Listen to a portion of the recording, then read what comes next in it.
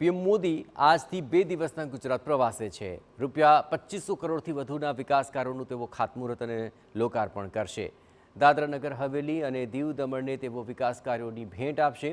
સુરતના લિંબાયતમાં જાહેર સભાને તેઓ સંબોધન કરવાના છે અને લિંબાયત હેલિપેડથી સભા સ્થળ સુધી ભવ્ય રોડ શોનું આયોજન કરવામાં આવ્યું છે। પ્રધાનમંત્રી ગરીબ કલ્યાણ અન્ય યોજનાની તેઓ શરૂઆત પણ કરાવશે।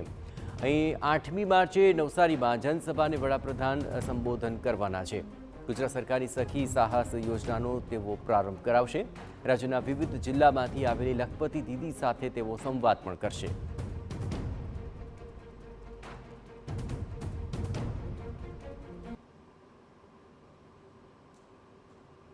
દિવ્યાંગ ભાઈ બહેનોને અને આના કુટુંબીજનોની ચિંતા કરવા માટે પહેલીવાર કોઈ પ્રધાનમંત્રીએ આ યોજનાનો લાભ આપવા માટે આ પહેલો પ્રયોગ અને શરૂઆત આજે કરી રહ્યા છે।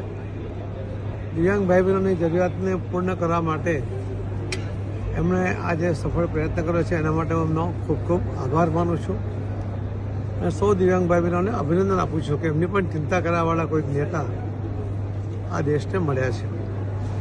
આવતીકાલે નવસારીમાં મોદી સાહેબનો કાર્યક્રમ છે। નવસારીમાં પણ લગભગ જે લખપતિ દીદીઓ છે એઓ 1 લાખ બહેનો સાથે મોદી સાહેબ સંવાદ કરશે।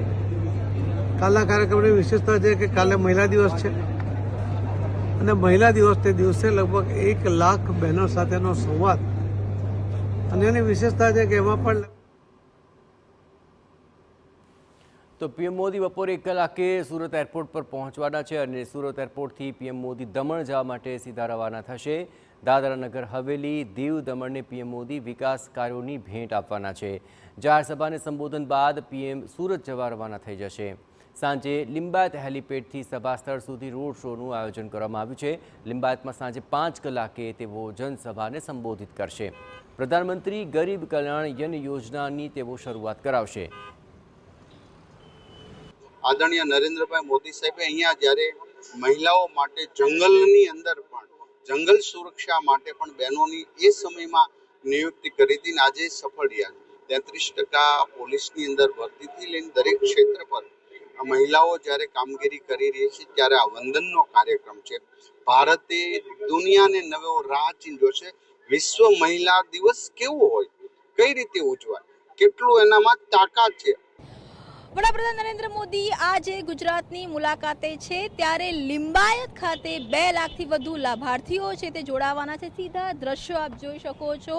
લિંબાયત સભા સ્થળની બહાર તડામાર જે તૈયારીઓ છે તે ચાલી રહી છે, આખરી ઓપ છે તે આપવામાં આવી રહ્યો છે। ખાસ કરીને લિંબાયતની જો વાત કરવામાં આવે તો વડાપ્રધાનની ગરીબ કલ્યાણ અન્ય યોજના અંતર્ગત ગંગા સ્વરૂપા બહેનો હોય કે પછી વૃદ્ધો હોય કે દિવ્યાંગ સહાય યોજના હોય કે ગરીબ લાભાર્થી પરિવારો હોય એના અંદાજિત 2 લાખથી પણ વધારે જે લાભાર્થીઓ છે તેને વિનામૂલ્યે અનાજનું વિતરણ કરવામાં આવશે। ખાસ કરીને કોરોનાના સમય દરમિયાન જે પ્રકારે કહી શકાય કે પરિસ્થિતિનું સર્જન થયું હતું, ત્યારબાદ આ જે યોજના છે તેનો પ્રારંભ કરવામાં આવ્યો હતો અને આ યોજનાને કહી શકાય કે કાર્યરત છે તે રાખવામાં આવી છે તમામ જગ્યા પર, કેમ કે વડાપ્રધાન આવી રહ્યા છે એટલે કે તમામ જગ્યા પર બેરિકેડિંગ છે તે કરી દેવામાં આવ્યું છે અને જે સમય છે કે 4 વાગે વડાપ્રધાન આવશે।